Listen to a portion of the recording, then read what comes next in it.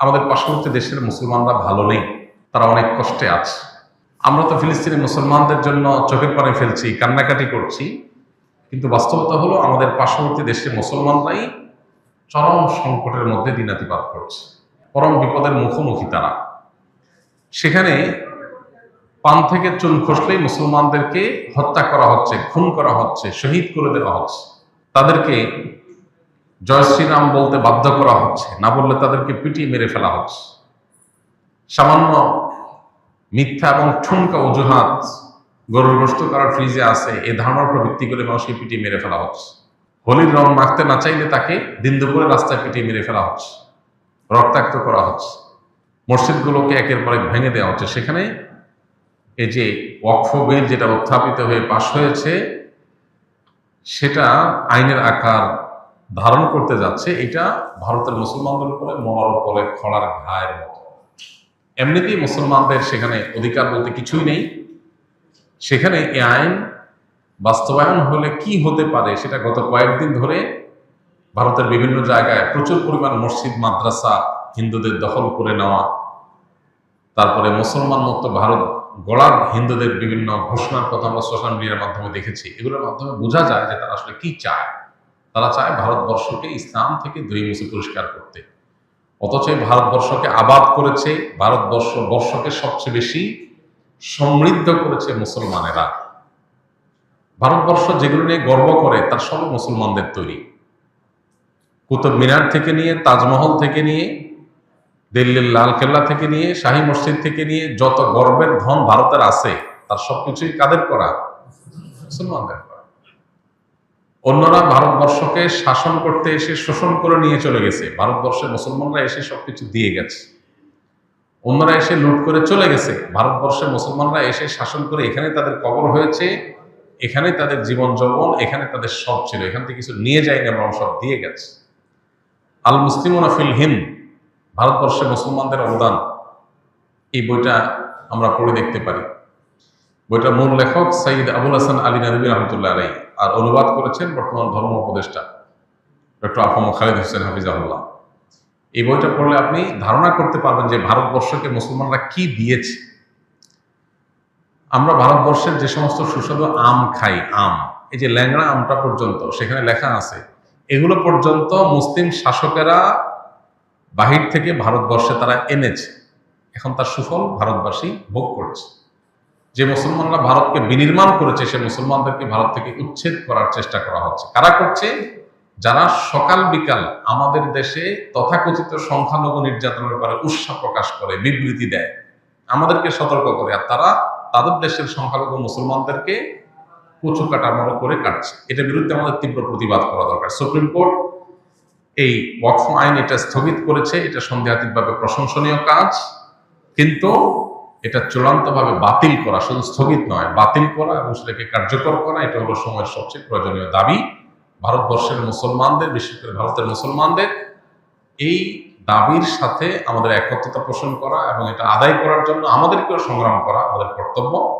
ইতিমধ্যে সরকারিভাবে আলহামদুলিল্লাহ ব্যাপারে ভারতের এই অবস্থানের নিন্দা জ্ঞাপন করা হয়েছে বা এটাকে সমালোচনা করা হয়েছে, এটা খুব ভালো একটা দিক।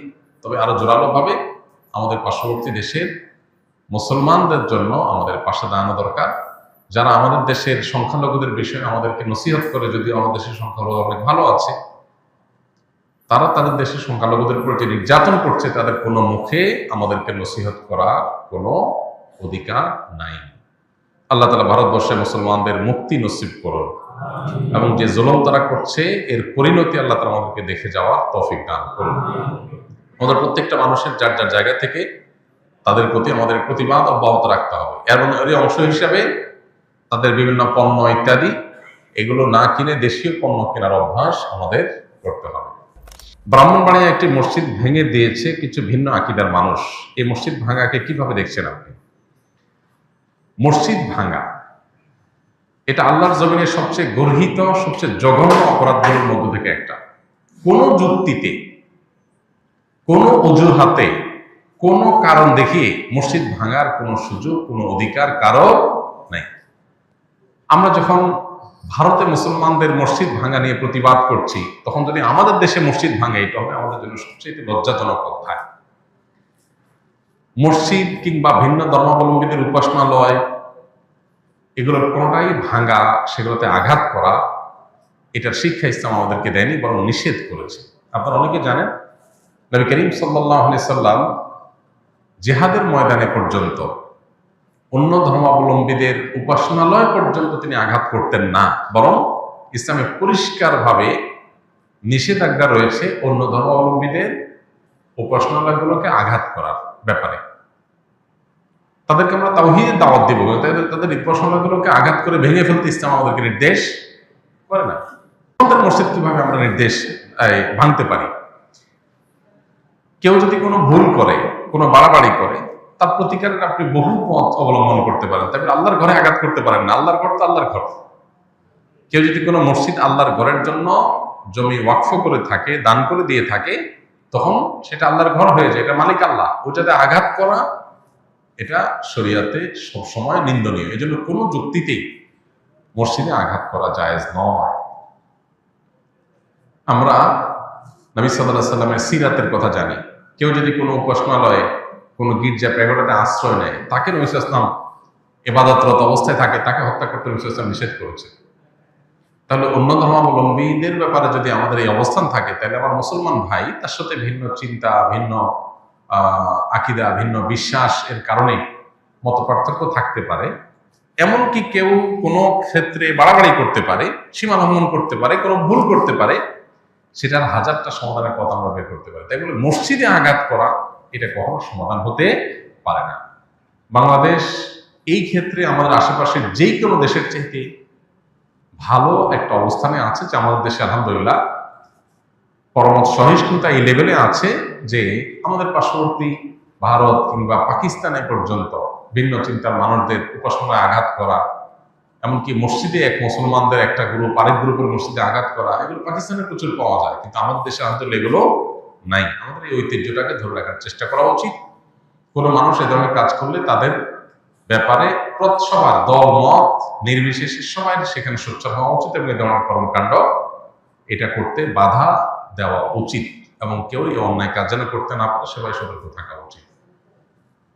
সমাজে পরস্পরের সহমর্মিতা এবং সহাবস্থান এটা যেন ভালো থাকে, এটা যেন সবাইকে দায়িত্বশীল আচরণ করতে হবে। দায়িত্বশীল আচরণ না করলে তার পরিণতি ভালো হবে না, আমরা সবাই ক্ষতিগ্রস্ত হব। আল্লাহ আমাদেরকে হেদায়েত দান করুন।